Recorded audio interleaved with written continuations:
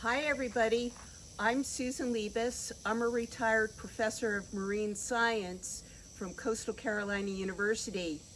You're coming with myself and my assistant Victoria behind the camera down to the Waccamaw River to do some routine monitoring work that will help the volunteer monitoring program as well as Coastal's state certified lab gain more information on the health of the Waccamaw River.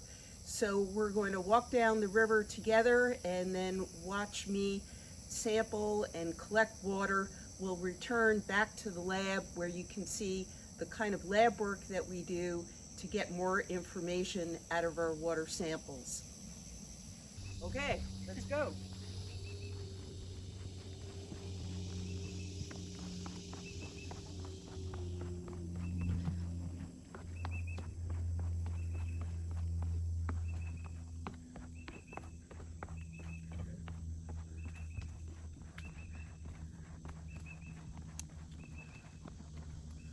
Here we are at the Waccamaw River. I thought everybody would just like to enjoy a second, take a look. This is a blackwater river because the organic matter that is sitting in the bottom of the swamps, the leaves and the twigs, leaches when the river water comes in contact, when all those swamps get flooded. And just like a cup of strongly brewed tea, the river water takes on the color from the organic matter that comes out of those leaves and twigs. This is the set of sensors that we'll be using to make water quality measurements right in the river. And then I'll fill a bottle of water to take back to the lab for further testing. I wanted to show you what the sensors look like here. There are 3 measurements being made. The first, how much total dissolved solids are in the water. One of them measures the oxygen level, and the third one measures the acidity of the water. In a blackwater river, oxygen is typically low, and so the acidity is usually high. The conductivity is generally, the total dissolved solids is generally pretty low. So these sensors we're going to immerse right in the river water, but first I'm going to cover them up with a protective sleeve that also has a weight on it that will make sure that the entire package of sensors stays vertical when we put it into the river water. I read out the results of what the sensors are detecting with this meter. So I've just turned the meter on, and all of the sensors are registering values, but they're measuring up in the air. So let's put the protective sleeve and the weight stand on. Here's the weight stand. I'm just going to slide it on. Now I've already calibrated all these sensors to make sure that they're reading correct values.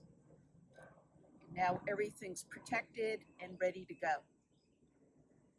I'm going to go ahead and put everything in the water.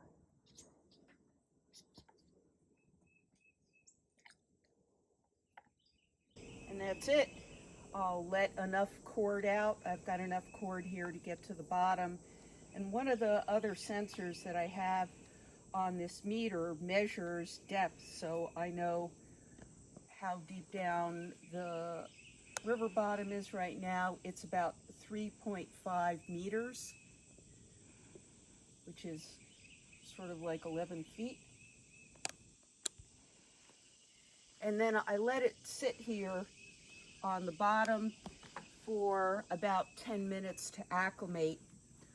While that's happening, I do some other things here. The first of which is to measure how deeply the light is penetrating in the water. And I do that with something called a Secchi disc that is on a rope. I'm going to measure how much rope it takes me to lower this below the water surface, and I lose sight of the white part. I'm not going to get very far because this is a Blackwater River, and so the light doesn't penetrate very far in the water.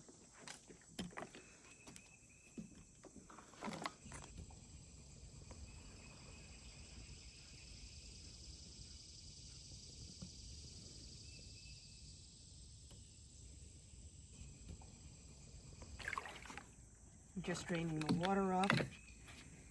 And the last step here, I have a little tape measure. And I just measure out how much line was out there, which was about 67 centimeters. Okay, so I'm going to show you the other things that I do while the meter is acclimating. First of all, I fill up a bottle of water from the river, and I'm going to put a glove on because I don't want any of the oils or dirt from my hand to get into this bottle and affect the sample. So I'm going to come over here, and then we'll fill the bottle up, take a look at the color.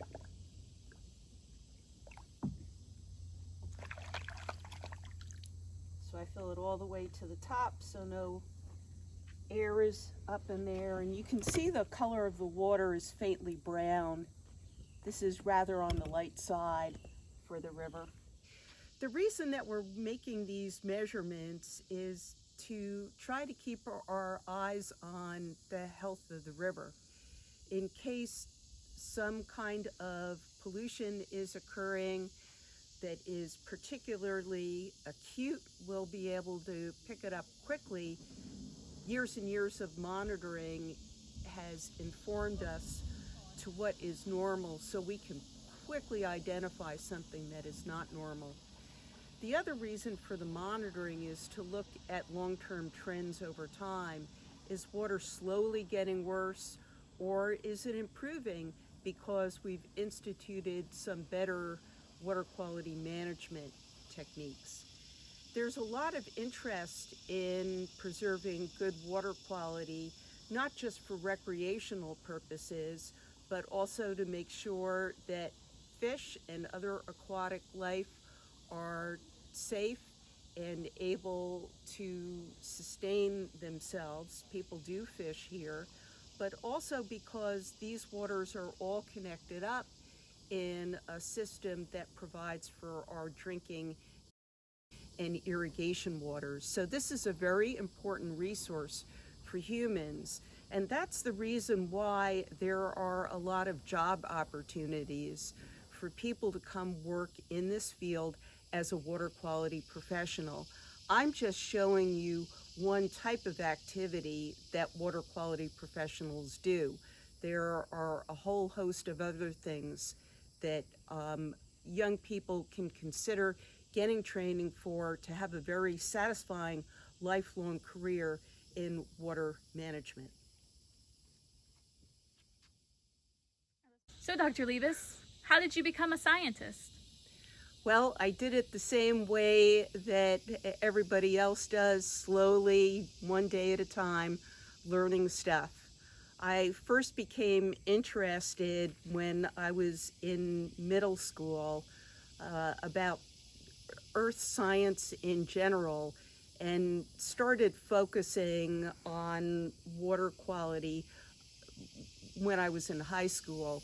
I did some extra activities as a high school student, attending special camps and training sessions that were offered at the time by the federal government, National Science Foundation. So I would certainly encourage, if you're in the high school years, to go attend some of those great sessions.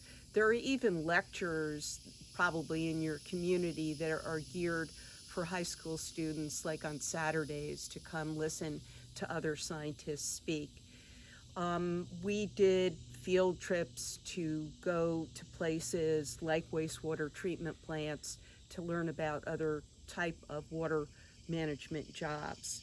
And then I majored in chemistry in college, which gave me a lot of flexibility of what I could do afterwards to be involved in an earth science, because I had a good background in science and math and the basic skills of reading and writing and speaking. So after college, I went on to graduate school in oceanography, and really that was my first formal training in aquatic sciences.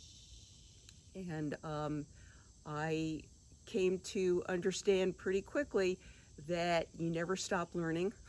There's always new information being developed, even by yourself, and it is essential to always be in that learning mode. So school years are not this sort of unique time. This is your whole life that you need to be thinking of yourself as a learner and develop the skills as soon as you can for learning as much on your own as possible.